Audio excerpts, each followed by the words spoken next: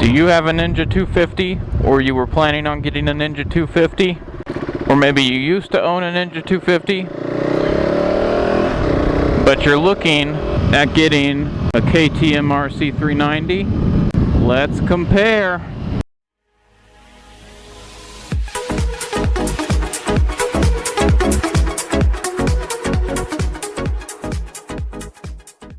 Man, this morning when I woke up, it was extremely cloudy and stormy. So, as you might know, I used to have a Ninja 250. It was a 2012 green model, and it was stolen from me after about 2 years of ownership. So I know a little bit about the Ninja 250. Maybe you have a Ninja 250 and you want to get an RC390, but you don't know if it'll be that much different, if it'll be worth it. Maybe you just want a little more power, but you still like small bikes. Well, after I explain the differences, you can decide for yourself whether or not you think you want one. First thing you notice when you get on the RC390 is how incredibly skinny this bike is. The Ninja 250 is not a thick bike, but you get on this thing and it's a combination of the lines, the single cylinder motor, engine, and if you've ever seen any of my maintenance videos where I get into it, you can see that there's pretty much no room between the frame and the engine.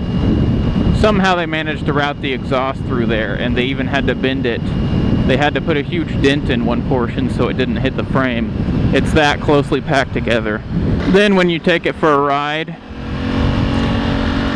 you're gonna notice how incredibly light this thing is. Again, the Ninja 250 is a light bike.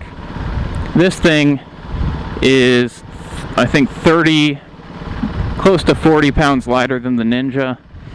And also, if you get rid of the stock exhaust, that's 10 more pounds dropped off of it.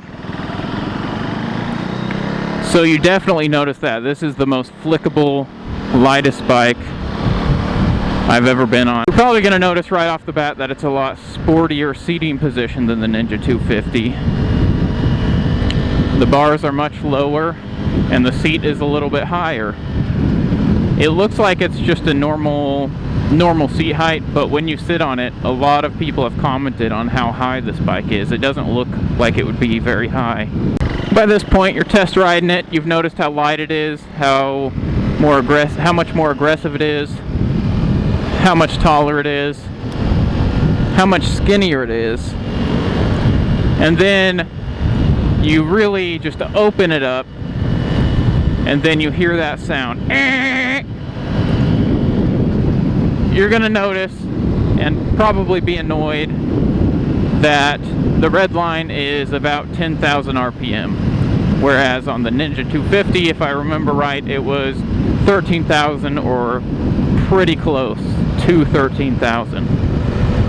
That doesn't seem like a big difference, but whenever you're used to 13,000 RPM red line, it is a huge difference when it goes down to 10. Sometimes I've had this bike for over a year now and I still hit the red line on accident. There's even a shift light you can program to tell you, and I still hit the red line. So after you get that out of the way, you're gonna try to accelerate again, and you are going to attempt not to hit the red line. Then you're gonna notice how much faster this bike is. This bike has quite a bit more horsepower, quite a bit more torque. It's a light bike, and that all equates to a faster motorcycle. The Ninja 250, the official 0 to 60, I think was around 6 to 7 seconds. This thing, when I tested it in a previous video, I got 6 seconds exactly, but the official time is somewhere in the mid to high 4-second range, and that is quite a bit quicker. Again, it's only a couple seconds to some people, but then in the car world and motorcycle world, a couple seconds is everything. You're going to start riding it around town at lower speeds, and this is what I noticed pretty quickly: the torque on this thing and the throttle. This is not a smooth Japanese bike with the throttle. It's got some torque, it's light, and the throttle is kind of choppy. So if you're riding in lower gears around town at lower speeds, this bike can throw you around a little bit back and forth. You've got to be a lot more controlling with the throttle. I don't notice a whole lot of difference between the two brake-wise, except the ABS. If you hit a bump, I've done this several times, I've hit like a pothole while I was braking, the ABS kicks on, and it feels really weird. You can tell when it kicks on. The next thing you might notice if you're going higher speeds is it vibrates more than the Ninja 250. The Ninja 250 isn't a super smooth bike. It doesn't cut vibrations out completely, but this is a single cylinder. It's going to vibrate. I don't notice a huge difference, but some people that I've seen ride it think it is a ridiculous difference. Like they would not even consider this bike because of it. What else is going to stand out? If you like polishing your nice metal painted tank like I did, and you find that it's fun to do that, you might not like this because it's all plastic. The tank, all of this is just plastic, covers the batteries right there. You're probably going to notice the sound difference. Some people have told me this sounds like a glorified lawnmower, but the Ninja 250 didn't sound so hot either. I think this is louder than the Ninja 250, and it's just got a thumper tone to it. I feel it's a little deeper and it's a little louder, but at the same time you can tell it's a single cylinder. Also, what you're going to notice right away when you accelerate, the Ninja 250, you accelerate on it, you don't really start to go until, if I remember right, about 6,000 RPM. It's like you're going and then it like pulls you back. It's that sudden, the power. On this bike, it has good down-low torque and it has good up-high horsepower. So really, the power band is extremely smooth all throughout. When you open that throttle, it's a little bit laggy at the start, but it's a lot more smooth a transition, and the power comes on a lot quicker. I'd say 3,000 to 4,000. I'll have to test it up here. But it doesn't pull you back. It's a lot more gradual, and I actually think it feels a lot faster because of that. You'll also notice at night that the headlights are just so much better. There's no need to upgrade your headlights on this thing. It's got awesome projectors. A bug just hit me. I'm sure you'll notice that I get better gas mileage, but also the tank is much smaller. A couple of closing things you'll notice. The clutch. The clutch lever is a little heavier, I feel, from what I remember. And on my Ninja 250, I would usually ride around all day, and at stoplights, I would just hold the clutch in, be ready to take off. But on this, I have to put it in neutral, because if I do that, my hand will get extremely fatigued. Just because it's not a lot heavier, but the clutch lever is a bit heavier. Shifting, I've heard people say they don't think it's as smooth. It's a pretty smooth shifting bike. Not at first. During the break-in period, I don't know how to describe it. It's just not great shifting. But after you break it in and then change the oil, get a good quality oil, I use Modal, put that in,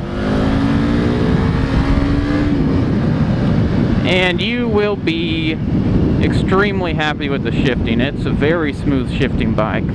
I wouldn't say it's Honda smooth, but I would definitely say it's Kawasaki smooth.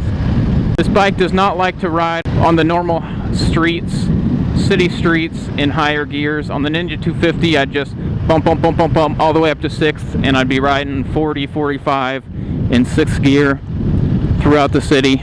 save some gas mileage. But this bike, it really likes to be a little bit lower. Like right there, I was going about 45 in 6th gear, and it didn't like it. It was kind of sputtering. Really, 3rd, 4th gear are perfect for around town. You're right in the middle of the rev range. You got plenty of power if you want to take it on. Engine braking on this is a lot more pronounced. You let off the throttle and it kind of pushes you forward. I don't think the Ninja did that. I don't remember. The windscreen on this, although it's weird, it works better than the Ninjas. I remember going on highways with the Ninja, even if I crouched down,